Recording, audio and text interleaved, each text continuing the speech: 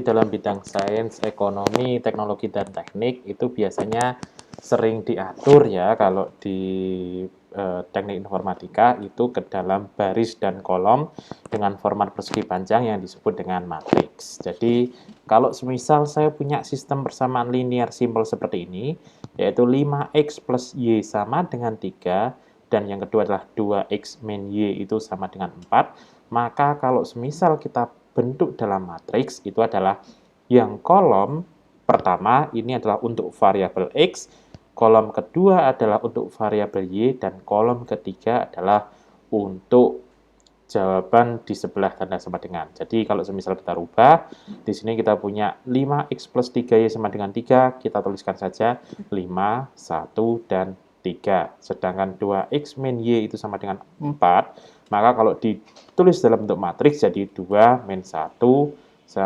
yang selanjutnya adalah 4. Ini kalau matriksnya bentuknya adalah ada dua variabel, yaitu x dan y.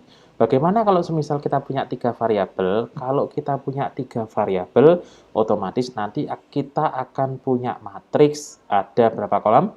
Ada 4 kolom, yaitu untuk x, untuk y, untuk z, dan untuk nilai hasil SPL itu sendiri.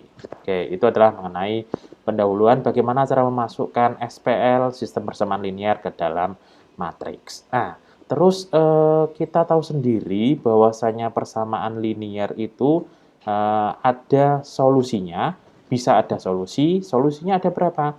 Solusinya ada yang satu solusi, kemudian ada yang dua solusi, atau sama sekali tidak memenuhi solusi. Contoh ya di sini ya. Contoh sistem persamaan linear dengan satu solusi, maksudnya bagaimana?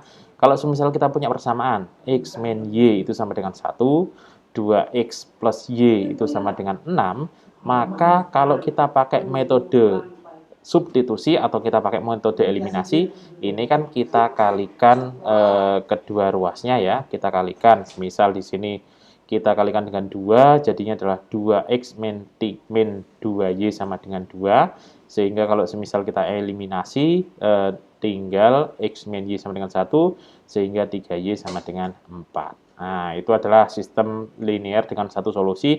Artinya apa? Dia hanya punya solusi 1, x sekian, y sekian. Nah, ini adalah nilai akhirnya.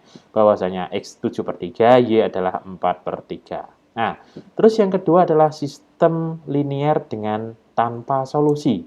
Artinya apa? Tipe-tipe sistem linear dengan tanpa solusi ini adalah sistem persamaan linear yang merupakan kelipatannya.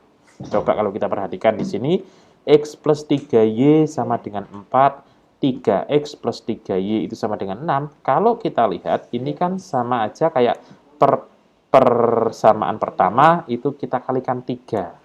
Jadi persamaan kedua. Sehingga persamaan aslinya kan berarti x plus 4y sama dengan 4. Padahal kita masih punya x, masih punya y. Kalau kita tidak punya persamaan yang lain untuk menyelesaikan ini, maka persamaan ini tidak memiliki solusi. Itu yang kedua. Terus yang terakhir adalah sistem persamaan linear dengan solusi tak hingga. Nah, sistem persamaan linear dengan solusi tak hingga ini adalah ketika kita selesaikan ternyata hasilnya 0. Hasilnya 0. Itu adalah sistem persamaan linear dengan solusi tak hingga. Oke.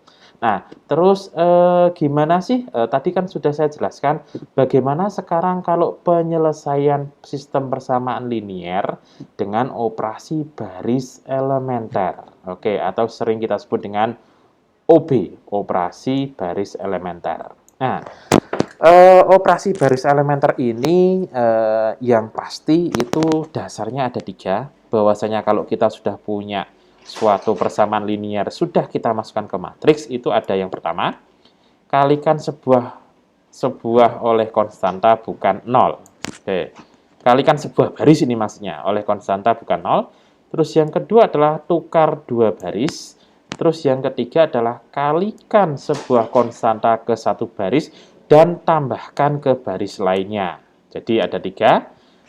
Bisa dikalikan oleh konstanta bukan 0, tukar dua baris, terus kalikan sebuah konstanta ke satu baris, dan tambahkan ke baris lainnya. Jangan khawatir, nanti ketiga-tiganya ini akan kita bahas bagaimana penyelesaiannya. Oke, di sini kalau semisal kita lihat contoh menggunakan operasi baris elementer pada persamaan linier yang punya 3 konstanta dan ada 3 persamaan. Oke, lebih jelasnya kita akan meluncur ke Excel supaya perhitungannya lebih enak.